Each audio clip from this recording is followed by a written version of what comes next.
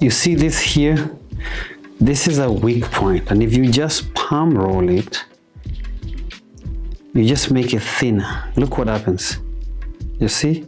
So if you just palm roll it, this will go there. If you locksmith, whatever you do, this point will be left weak. The only solution to have that point is to pinch it a little bit further and then to crochet it to make sure that you don't have a weak point. That weak point 1 year later would have been a breaking point.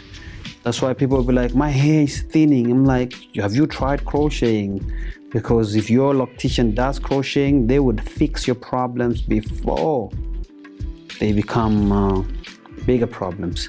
So now see the difference.